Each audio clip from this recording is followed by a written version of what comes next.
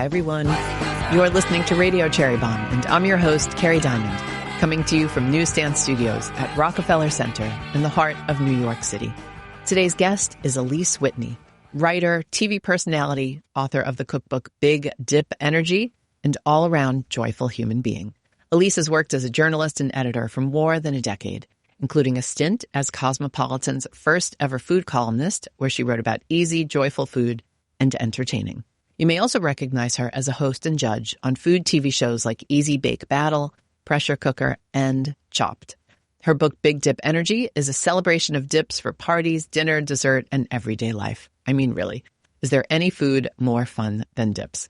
It's no surprise Alyse is the queen of dips. She and I also discovered that we went to the same college and had absolutely no idea. I am just a little older than Alyse, so there is that. But we are both graduates of the State University of New York at Plattsburgh and had fun reminiscing about life in the North Country. Go Cardinals! Our college is on the border of Canada, so it definitely prepared me for this crazy cold weather we are having. I don't know if Alyse can handle that weather anymore, having spent so much time in Los Angeles.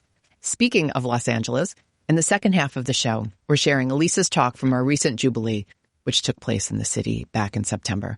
She kicked off the conference with a very personal and moving solo talk about identity, perception, and loving yourself just how you are. Stay tuned for my conversation with Alyse Whitney.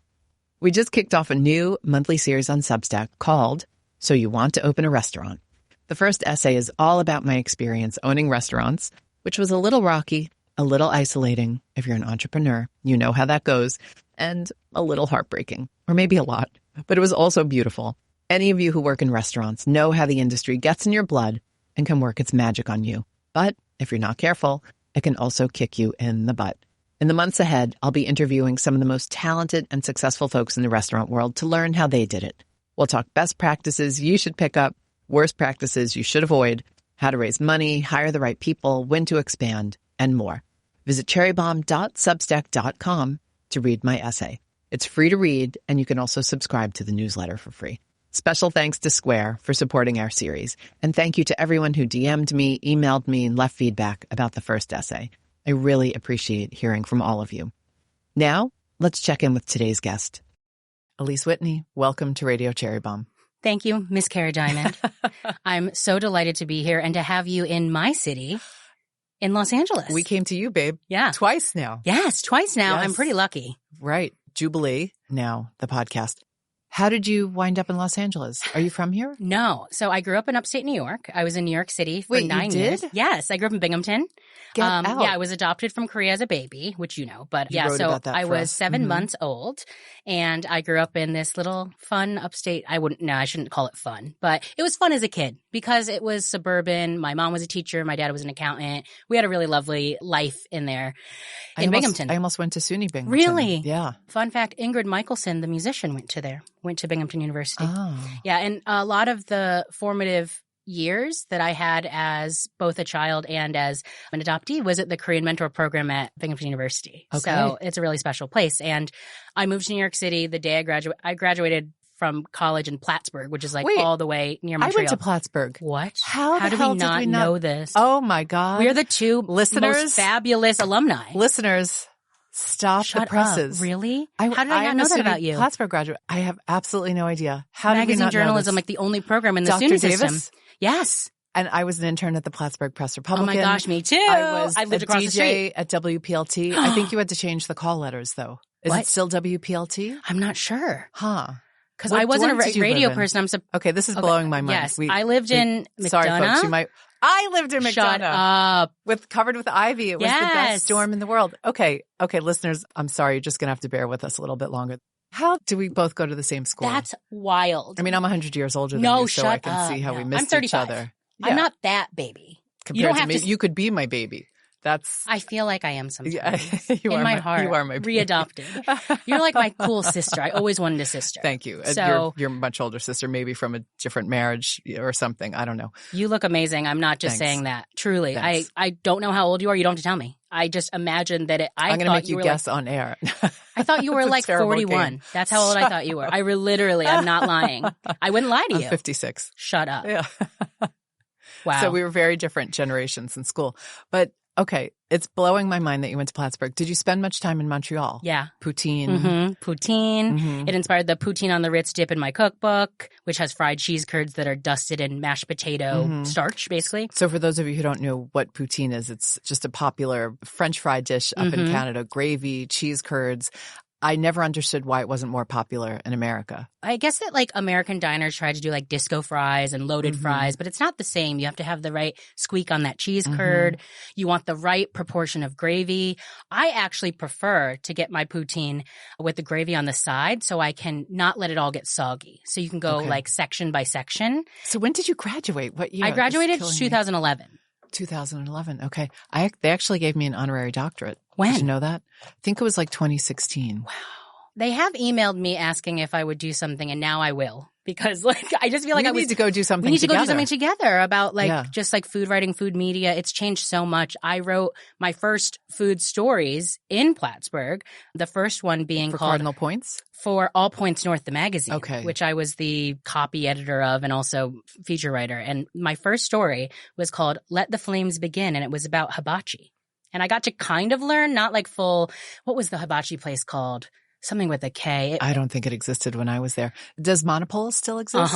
Yeah. Well, actually, I don't know if it still exists, but it did when I was there. When you were there. Okay. That was the place where we would all go for really cheap pizza. And Finnan's was the bar upstairs? Yes. Yeah. And then there was a place called Iris's there. It was like a wine bar. It was a little fancier. No, I don't think we had a... Yeah. Yeah. And there was... we definitely did not have a wine bar because when I got to Plattsburgh and we would go to Finnan's and Monopole's, it was the height of the wine cooler, the Bartles and James wine cooler. So anybody out there who's Gen X, my age, remembers the Bartle and James wine cooler. I remember walking into the bar and being like, I'll have a Bartle and James. And they were like, what? It was like beer, or beer.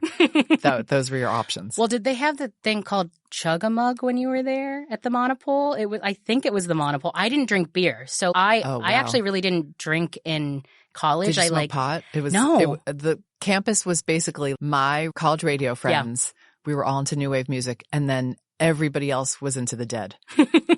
Yeah, that's true. And marijuana. There were bongs everywhere. Every dorm smelled like bong water. A lot of my friends did. I was kind of lame in college. Like the woman you know now, I was not the same person. I was straight edge in high school because this is so embarrassing to say, but because Pete Wentz from Fall Out Boy was straight edge. And this is something I've never admitted out loud, and now it's to all the fans here. I hope someone relates. And I remember going to my first Plattsburgh party and just drinking water out of a beer cup. And then the party got raided, and I didn't go to another party.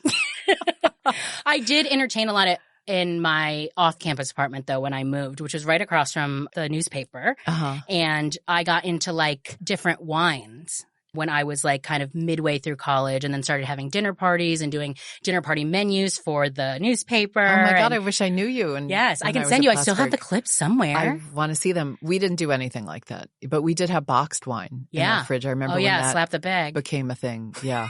Exactly. I would have loved to party with you in college, Kerry, if only that technology was there. I would have brought you to Montreal. There was a great dance club that we went to all the time called the Thunderdome. Oh my God, that sounds amazing. So we would drive up and go to the Thunderdome and dance all night, and then we would go have poutine and then drive back. Yeah, my version of that was going up for concerts. There would be so many amazing concerts there at all the venues, and then get poutine and then drive back. And I actually had my first like legal drink because I was of age earlier in Montreal, and it was some version of a White Russian called the Snow White. We could drink when we were 18. Yeah, when you're 18 at a crepe place. So I got a crepe and some form of like a fancy in a martini glass White Russian. It actually like just tasted like cake. So that was my first introduction to alcohol. I think that was like, I was legal. I love it. Yeah, we saw a lot of shows up there. We saw, I think, The Cure and Depeche Mode and New Order up in Montreal. I remember seeing The Killers up in Montreal. Oh, that's fun. And that was the only time I got a parking ticket in Montreal. And it got sent to like my parents' house like many years later. And they were like, what is this? I'm like, I don't know. It was a long time ago. I'm sorry. I'll pay it. I don't know why we started going to Burlington. So me across too. Lake Champlain was Burlington. So I guess part of the appeal of Montreal was, I mean, it was French and felt, you could kind of pretend it was Paris. Je ne sais quoi, yeah. Right. And practice my French, which I kind of spoke back then. But then you start to go across the lake, you take the ferry across Lake Champlain, which was so beautiful, to go to Burlington. And I went to a Bernie Sanders benefit concert in I think it was 88. Wow. That Billy Bragg played at. So any of you out there who are like super into music, you might know who Billy Bragg is, but he's like a socialist folk singer. He's performed with Wilco. He's really great. But yeah, he was doing a fundraiser for Bernie Sanders, and it was pre-iPhone. I don't have a single photo. Only in the memory. Yep. But just so everybody knows, I have been supporting Bernie Sanders since 1988. I would like that known. For the record, please. If only your support had gotten farther. But Burlington was a place that I frequented as well because there were better restaurants. It was a fun scene to be a part of. There was a music venue called Higher Ground. I went to see a lot of shows there. So yeah, I saw The Replacements in Burlington. There was a local band called The Cuts. Really cute lead singer, Dave. Hi, Dave, if you're listening to my show. If you're listening. Yeah, Carrie's available. I doubt he's listening. Okay, mind blown. We'll move on, but what we're going to have world. Oh my, I just think that sometimes things really are serendipitous. We were meant to meet. Our paths could have crossed at like an alumni event or something, but I didn't go to any of them. So maybe now I will. So funny. Oh my God. Were you a food person? It was just music. I was not a food person back then. Yeah, it was just music. Because I made up some weird stuff in the dining halls. Yeah. Yeah. You know, the dining hall food wasn't that interesting. Everybody was broke. We were so happy to have cheap pizza and cheap beer. Did you eat cold cheese pizza where they put the handful of cold cheese on top of the hot slice? I was introduced to that the day I graduated, and I was like, why did no one tell me about this? I don't think it's specific to Plattsburgh, but it is popular Plattsburgh late night scene. Honestly, it's a hot slice of pizza. And then they put a handful of cold shredded mozzarella on it. So it's like kind of melts, but there's a texture variance. I really like it. Sometimes I do it at home. I've ever heard of that. I've never seen them do that anywhere. Yeah. Okay, interesting. And I grew up on Staten Island. Big pizza culture there. I've never seen them do that. Maybe that would be frowned upon. I don't know. Like, I like a lot of cheese if I can get it. All right, Binghamton to Plattsburgh. Yes. To New York City. Yes, I was there 9 years. That's a long time to be in New York. What I was were there you doing? Almost 10. I was a magazine editor. These are your pretty going much up years, right? The whole time. Yeah. Well, so actually when I first moved to New York, I had cold emailed this man named Michael Osiello, who used to be at Entertainment Weekly. He started a website called TV Line. I said, hey, I noticed you just launched this website. Would you like a post-grad intern or an editorial assistant? He let me interview for a job that didn't exist. He gave me a job. I worked there for 6 months, and my first red carpet interview was Katherine Heigl. And that was wild. It was for this movie called One for the Money, and it was a rom-com. And I was there, and I got to go to the set of 30 Rock and interview the whole cast. I got to do so many incredible things in my life that, looking back, is pretty wild. I was like 21. And I did the red carpet circuits, the junkets. I mentioned that Zac Efron's from St. Louis Obispo, and I met him at like 2 a.m. at an after party at Tribeca Film Festival, this movie he did with Nicole Kidman. Romantic, actually. I did that. Then I worked at Pop Sugar. Actually, before that, I worked at this company called Wet Paint that doesn't exist anymore, all entertainment and TV, Pop Sugar. And then I was laid off from there, and I kind of was like, well, I had interned at Bon Appetit when I was in college, and I had been a reader of BA since I was 11, like a subscriber. I believe that the combination of teen magazines and food magazines made me want to be a journalist. That's why I went to Plattsburgh, because they had a magazine journalism program I could afford. And then I found myself just freelancing for a bunch of people in this time. And then a job popped up at Cooking Channel and Food Network on like the back end as an editorial web producer for someone who worked at Bon Appetit when I was an intern. So I worked there a couple years, and I was still like writing for The Hollywood Reporter and for Glamour and a bunch of other places, reporting with celebrities. I actually interviewed Teigen and Sarah at this time, and they passed through Plattsburgh to get booze all the time coming down from Montreal. So that's a funny coincidence. And then a role opened up at Bon Appetit, and I was there for a couple of years as an editor, and then at Rachel Ray's magazine. And then they did some layoffs and then eventually folded, which was sad. And I was freelancing for a bunch of people during this time, and this was 2019. In 2020, before the pandemic hit, I was just hustling. I was freelancing a lot, writing for a bunch of different people in food and culture, in fashion, in pets, whatever it may be. And I was asked to interview Chrissy Teigen for the cover of Marie Claire magazine. So I interviewed her. We ended up playing like Animal Crossing. We had met like once before when I was at BA, and I knew her publicist because she also represents Sarah Bareilles, who I had interviewed before.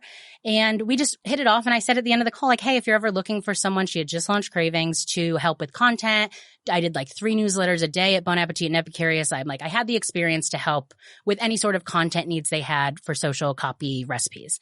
And it turned out that they were looking for someone to run the content. I didn't know that until long after the interview had been sent for publishing. You know how the process works. So I wrote the article, I submitted it, it went through edits, and then I got a note from the people that I ended up working with at Cravings saying like, hey, like, do you have time to talk to them? And then it became being managing editor of Cravings. So I moved out here in September of 2020, and I didn't even look at the apartment myself. Like, a friend looked at it for me, and I was there for a few years until I went off and started doing like TV and got my book deal. And I knew I couldn't maintain a job while doing that, like a full-time job. I wouldn't be able to give both my all. Mm-hmm. And since then, I've been a free agent. I did my cookbook, Big Dip Energy, came out in April of 2024. I was Cosmopolitan's first ever food columnist, doing The Lease with Alyse. And I've been on now. Did you have to make it sexy because it was Cosmopolitan? When you're Alyse Whitney, it's just sexy as it is. But I did try to make the food approachable, fun, and yeah, like a little sexy. And one, I'm like in a robe eating rainbow crab rangoon on my couch with my dogs. Like, that to me is peak. And in this time, I also started doing TV. I judged and hosted Easy Bake Battle on Netflix with Anthony Porowski. This show called Pressure Cooker, I was a critic, and then an episode of the Big Nailed It Baking Challenge with Nicole Byer, who I had actually interviewed when I worked at Bon Appetit for our website Healthyish. So very full circle. And then I got to judge on Chopped 3 times after working at Food Network on the back end. Like, my last day of Food Network working for the website, I went up to the then kitchen in Chelsea Market and was like, I've been chopped, even though I wasn't fired. Life has really come full circle in a lot of ways, and it still sounds. Yeah. I never stop hustling. I'm still hustling like to this moment. Media is so hard right now. You just really have to hustle your butt off. But I think that if you come from an authentic place, you really have a point of view and a personality that will transcend. It just takes time. You have a point of view and a personality. And money. Yes. But I'm really glad that food unites us in this way, and food and culture have always been the center point of my life. Like, since I was a kid, I thought about launching a blog a million times. I even bought domains. I just never followed through. I even interviewed all my favorite musicians in college. I bought a domain called the Lineup magazine. I had professional cameras at the concerts. I interviewed some of my favorite bands, but I just never actually put it out there. And I wonder if Why do you think that? I wasn't diagnosed with ADHD until 2022. And my mom actually worked with special education all her life, and she never clocked it because I was just so driven. I was so high functioning. I was in honors classes, but I was really struggling. And I realized that it was kind of the follow through or the getting started of something that was scary. And I've been able to tackle that now. Like, I made a whole book, but I wrote that book in 3 weeks, the copy.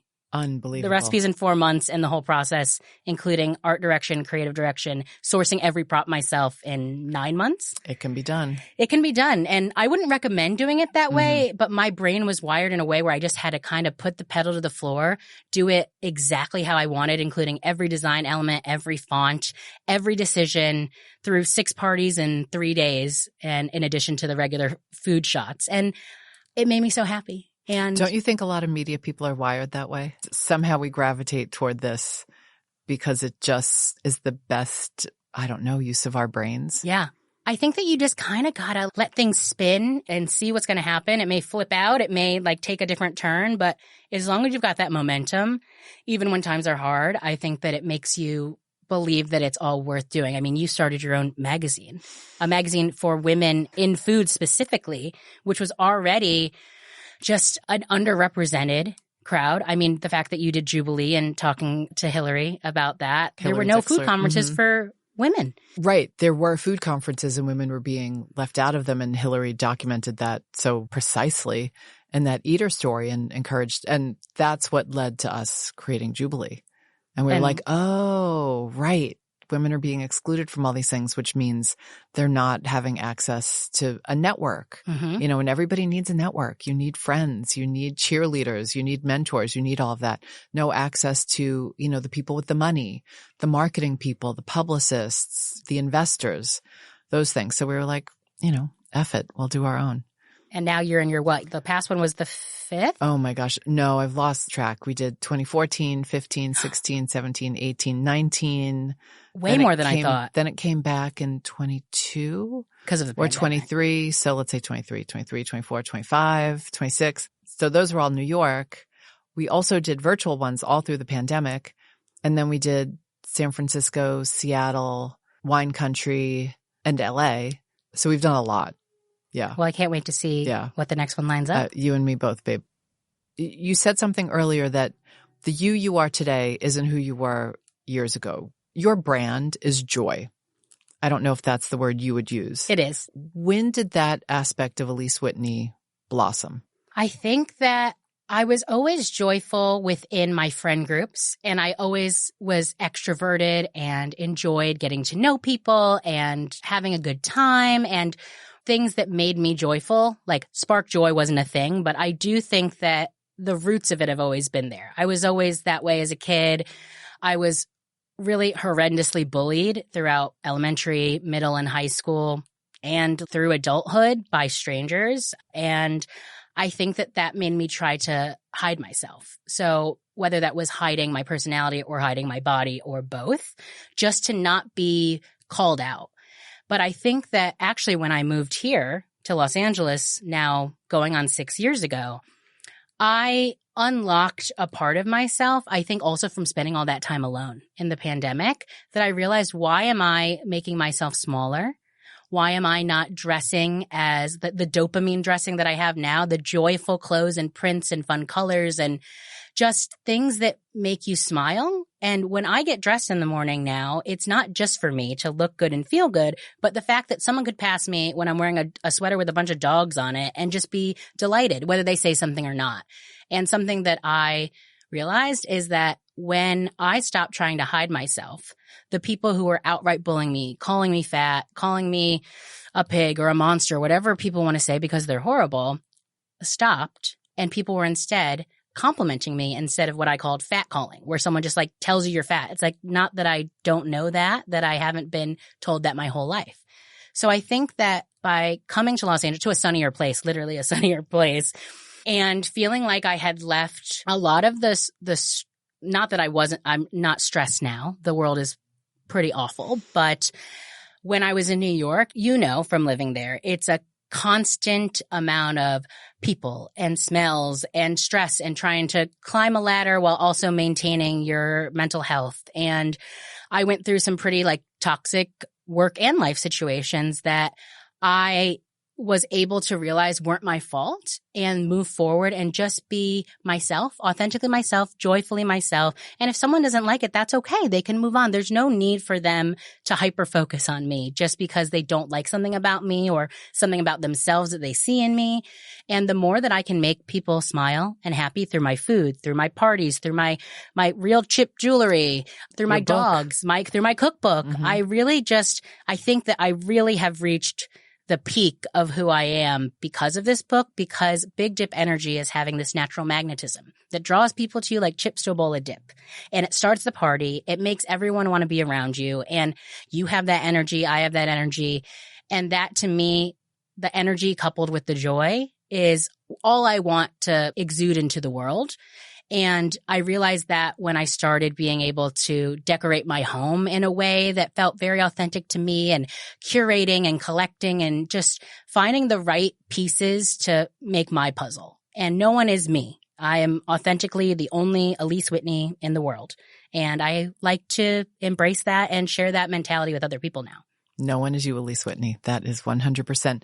This is sort of what you talked about for your solo talk at Jubilee. Yeah. And I just want to thank you again. You kicked off Jubilee for us, and it was such a powerful talk. And I know it was very brave of you to get on stage and, kind of bare your soul the way you did. So I just want to thank you for doing that. Thank you for giving me that opportunity. I never thought of myself as someone who was going to give a speech or be like a specifically public speaker. Not because I was afraid of it. I knew I could do it. It didn't seem like something that people were asking for, like a demo or a conversation with someone. That I understood. But so when you offered this to me, it was so special. And I realized in that moment, I had an opportunity to talk about things that I'd never talked publicly about before. And the idea of good fat and dismantling fat phobia from the inside out, of the inside of me outside, and seeing people relate to my words, the good and the bad, to being able to share that transformation of feeling like I was pushed down, belittled, tried to make myself smaller in like black clothing for so long. But for what? Like I was wasting so much time that for every 3 horrible things that someone said to me, there could be 30 incredible things that someone gleans from just seeing me live my life to the fullest. And that does mean a full figure, and that's okay. And in a world where people are constantly making their bodies smaller, we're in a very like Ozempic heavy world. And truth be told, if I wanted to be on Ozempic, I could, for health reasons that are things I don't need to share with the world. But there are enough things that it isn't just about losing weight. And I actually was more afraid of the fact that what if I lose my love of food because I lose weight?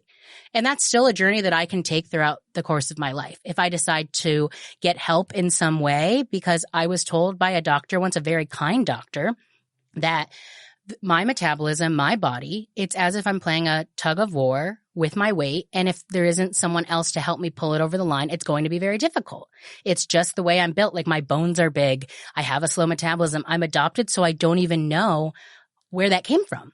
But the only word, I don't think I mentioned this in my talk, but the only word used to describe my birth mother in the paperwork I have is that she was fat. And that's messed up. It was written in English, even though it was in Korea. That was really disheartening for me.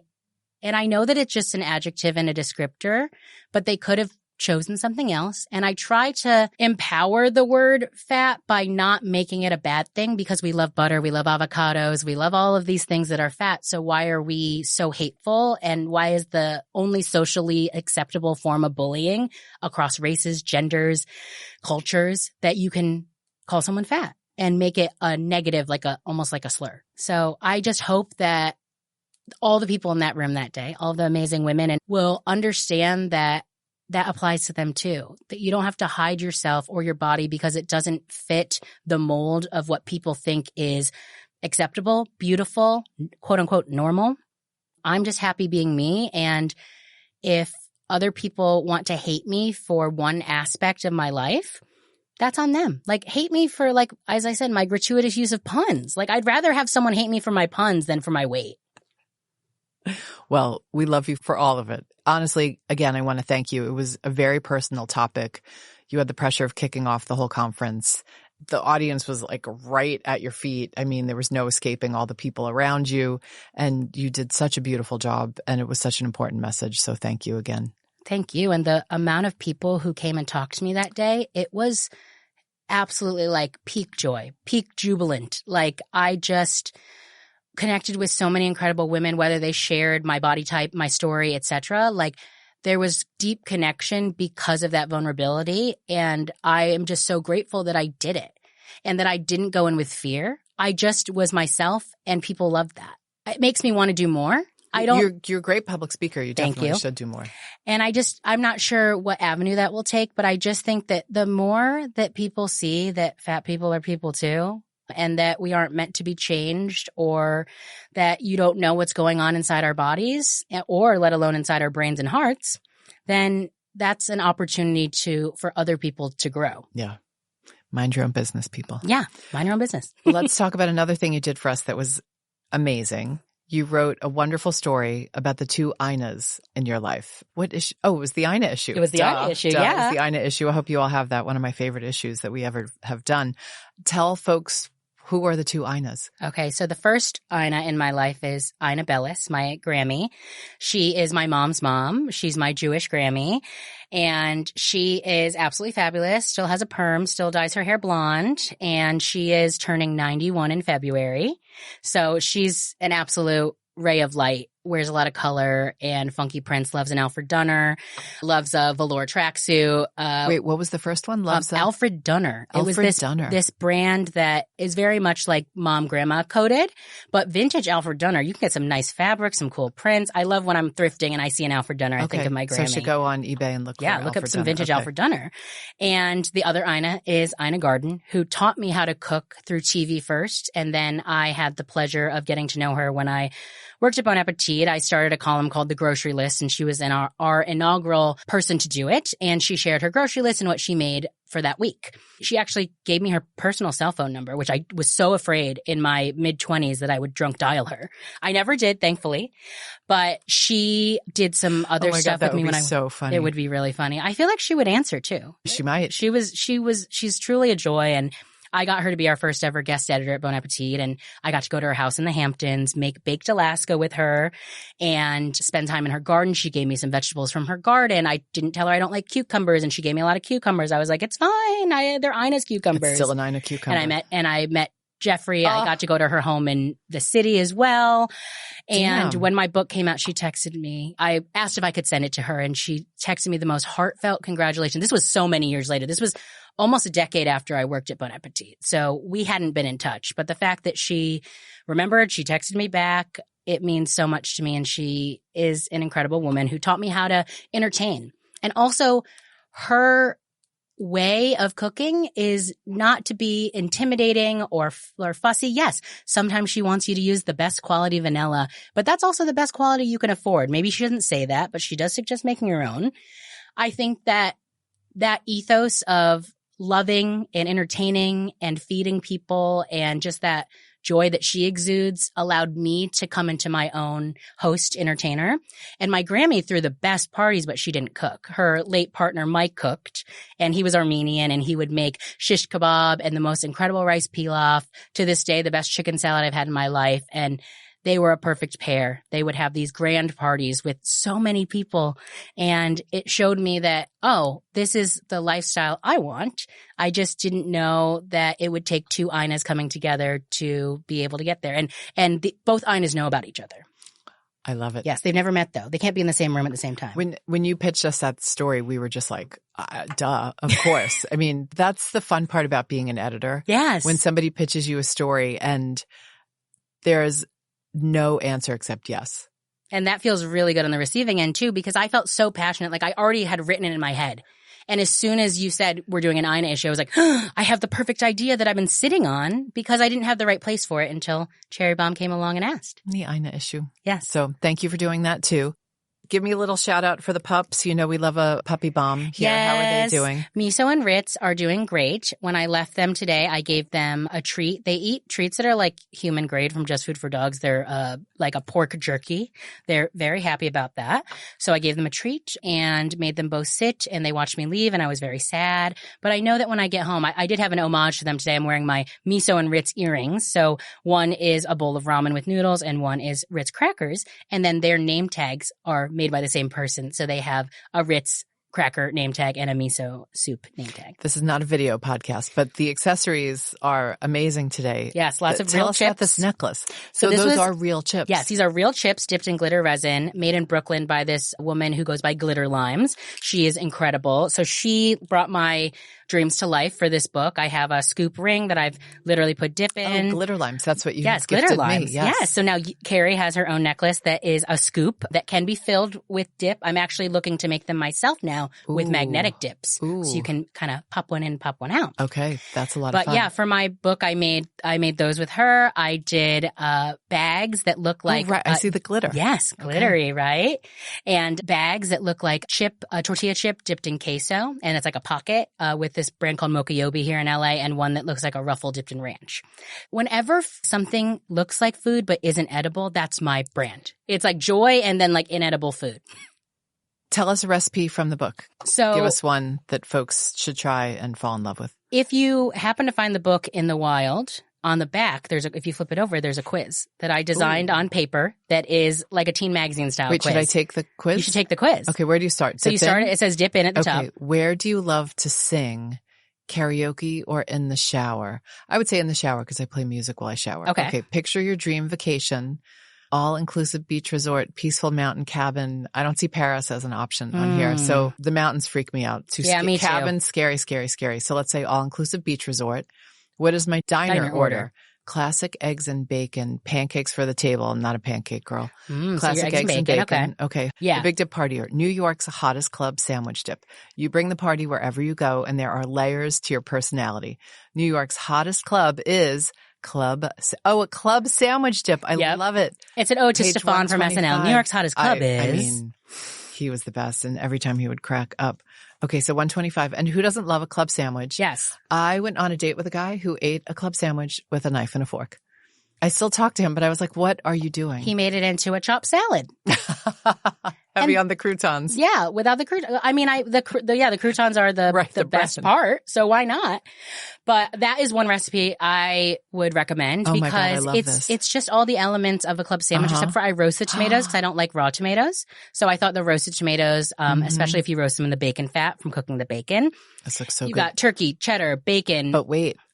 On the same page, you have the tuna melt dip. Oh, yeah, the tuna melt dip. I love a tuna melt. Yes, and especially with that heated rivalry tuna melt, we got to get that out there. No, I haven't seen it yet. I'm going to watch it this weekend in the snow. Just there's a tuna melt I'm not going to watch it in the snow. I'm going to watch it while the storm of the century is swirling around me. But I think that transforming something that you're already familiar with into a dip, that was the most fun I had. I had, I think, 250 ideas going to the book, and we have 88. Maybe I'll make this tomorrow. If the New York supermarkets haven't been ransacked, which I'm sure they have, I'll make this. I have tuna. I have mayo. I need to get cream cheese, cheddar cheese, American cheese. I'll get my Kerrygold cheddar, of course. Minced red onion, aggressively rough chopped dill pickles. Got it. Kosher salt, black pepper, parsley leaves, rye bread. Yep. Oh my God, babe, I'm totally making this. I'm so excited. This is so much fun. Yes. So that's a recipe we'll leave people with, that dynamic duo of diner sandwiches. Love. Just like you and me. So do you think you're the tuna melt or the club sandwich? I'm a tuna melt. Okay. Then I'm your club sandwich. Oh, how do you eat a club sandwich? Okay. Because they are complicated to eat. If I could have it my way, I'd probably remove that middle bread. But sometimes you want to just unhinge your jaw and eat it all. Or you kind of going sideways. It just depends on the mood. Like, am I eating it late at night? Am I eating it for like a regular lunch? Yeah. It's not date food. I don't know why he ordered it, but whatever. Maybe that's why he cut it up with the fork and knife, because he was afraid to show you what it would look like if he like demolished the sandwich. Yeah. But I do think that the middle layer is beautiful for presentation, but just like I never ate Big Macs, but they have that middle bun too, and I just don't think it's necessary. I love bread. I love carbs, but I think it's too much. So in an ideal world, I actually like a grilled chicken club instead of turkey. And then you take out that middle layer and you've got like a juicy chicken breast. I feel like the ideal club sandwich would not be that tower. Yeah. I feel like it would be maybe just 3 layers of bread. I think it is only 3. No, the one we had was like, it was like a tower. I don't know. I've only had it as 3 slices of bread and then cut into quarters. Kind of dainty. You know what? I'm going to do a little research. Do a little research about maybe the club sandwich you had was extra clubby. Just like the nightclubs you went to in Montreal. Exactly. Extra clubby.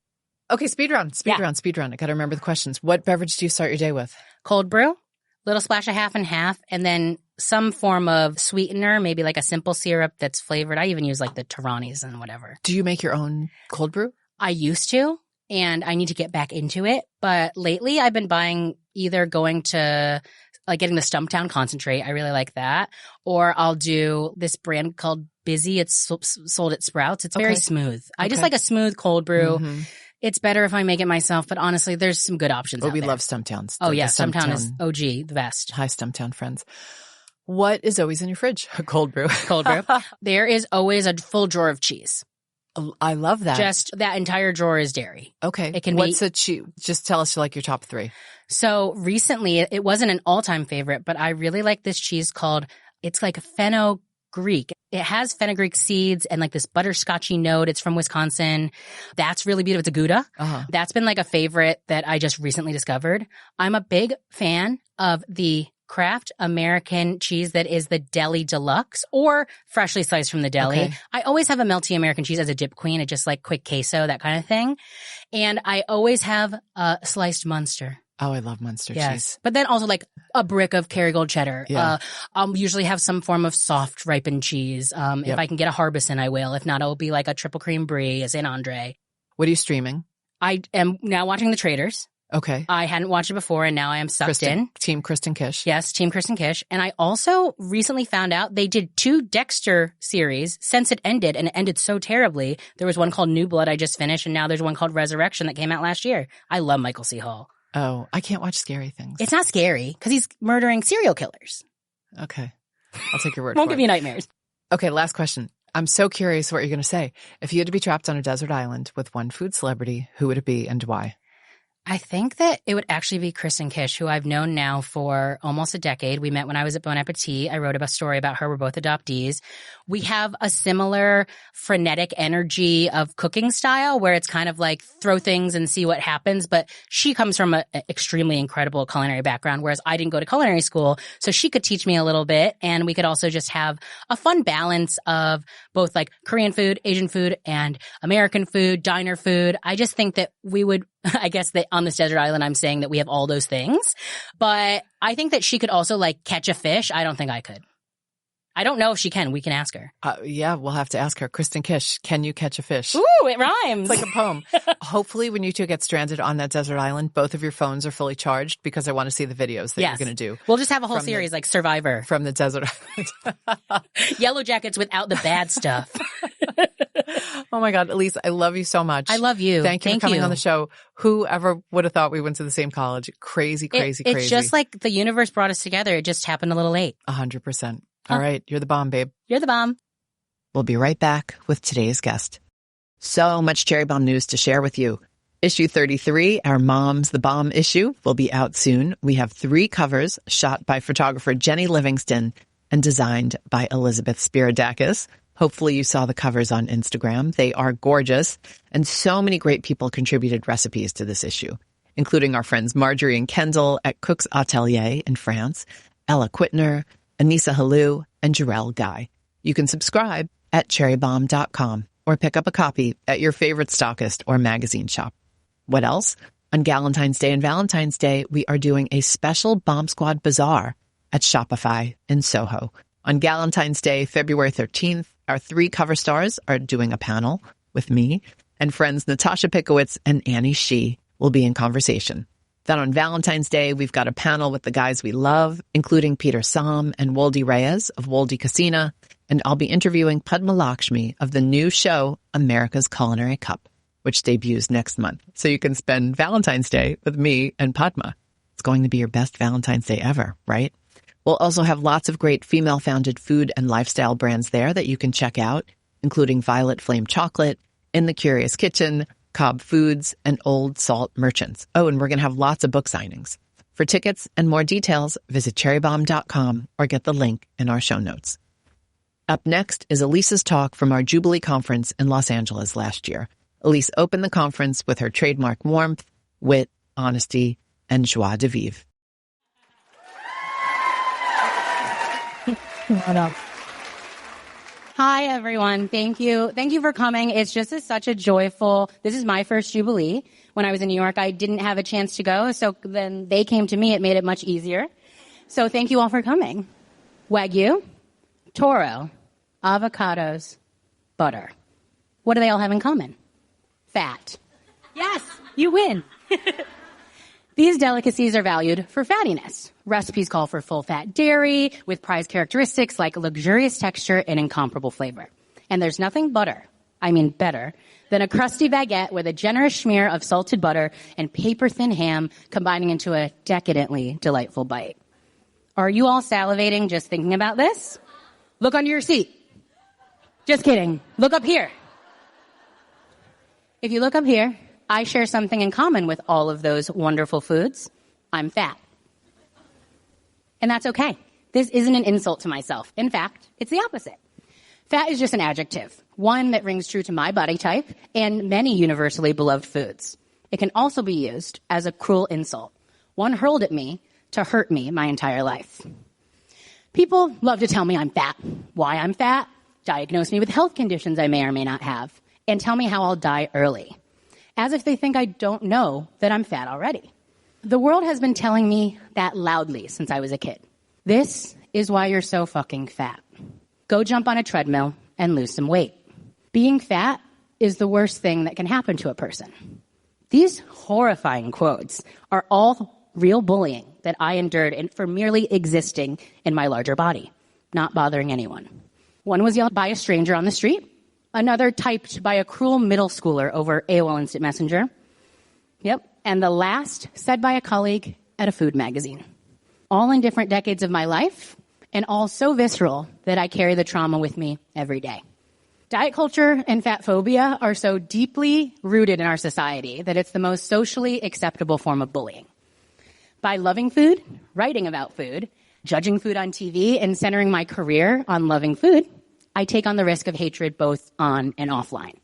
I banned the word fat from my Instagram comments after a particularly harrowing string of cruel notes deleted and accounts blocked. Fat phobia has followed me my entire life. I was bullied more for being fat than being Korean in school. Strangers yelled fat ass at me for no particular reason on the street. A doctor once told me, "You're like a balloon that needs popping."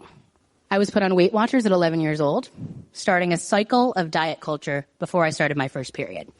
Disrespect and degradation are just part of fat shaming and biases against bigger people. I am not a fat, lazy slob, destined to die alone, but people made me feel that way. I was hyper-aware anytime I was eating in public, especially alone, worried people would think she doesn't have any friends. Or they'd judge me for eating a patty melt when a salad is clearly on the menu. I was asked, "Are you sure you want to eat that?" too many times. Once is too many. Some of the cruelest comments I've seen are on social media directed toward me, toward above sample size chefs, TV personalities, influencers, creators who dared to eat while fat, who dared to eat in public. "Looked like she's never touched a salad," some anonymous idiot wrote on a video taste test of fast food ranch and chicken nuggets. People want to see people eat who don't look like they eat. A slim woman can slurp pasta messily and mukbang fried chicken without comments about her body except for, "Do you have a hollow leg?" or "Where do you put all that?" Which is still wrong, because other people's bodies are nobody's business but their own. Commenting negatively won't change what that person looks like, only how they feel. A scale is not a moral compass. People are not good or bad based on their weight. No one is more worthy of food like ice cream because they're thin or fat. My worthiness and importance in life is not measured by weight, but rather what I bring to the table, which is physically dip and emotionally, thank you, emotionally, the courage and vulnerability to share my love of food that is sometimes gluttonous and decadent and often cheesy and fatty. People judging me and commenting hateful things, I ask, "Why are you so angry? You don't know me. This doesn't affect you. Move along." Everything changed for me when I started embracing and loving who I am, full stop. Instead of hiding my body in big, baggy, dark clothing and being as invisible as possible to avoid attacks, I demand to be seen and to take up the space I deserve in full, technicolor, maximalist, joyful glory. And now, instead of being fat called, I get compliments on my style and energy, especially when I'm wearing vibrant food-themed prints and funky accessories. I wear my heart on my sleeve and my stomach by showing off the food I love in multiple ways fearlessly. Some people call it dopamine dressing. For me, it's just about reflecting how I feel inside on the outside. And if I'm spreading good energy to anyone who sees me in a caviar skirt or a strawberry jumpsuit and smiles, now, instead of inspiring a hateful comment, I can now make someone's day by simply existing. Thank you. Everybody has to eat, and every body is different. Inclusivity and acceptance of people of all sizes and less fear for fat people to put themselves out there is what I'm craving, especially in the food world. I want to see a diversity of body types sharing food they love without it being the butt of an easy, overdone joke. Hating me for just being fat is silly. If you don't like me because I make too many puns or I treat my dogs like my children, then so be it. You can leave. And hey, what happened to never trust a skinny chef? I love to eat, and it looks like I do. So trust me, I'm fat. And more than that, I'm good fat. So treat me and people who look like me like a French beurre and make the world a better place. Thank you. That's it for today's show. Thank you to Alyse Whitney for joining me. If you want to experience Jubilee in person, don't forget, tickets for Jubilee 2026 are on sale right now at cherrybombe.com. Our next Jubilee conference is taking place on Saturday, April 25th, here in New York City. Our theme song is by the band Tra La La. Joseph Hazen is a studio engineer for Newsstand Studios. Special thanks to Burbank Podcast Studios. Our producers are Catherine Baker and Jenna Sadu. Our executive assistant is Bridget Pittman. And our head of partnerships is Rachel Close. Thanks for listening, everybody. You're the bomb.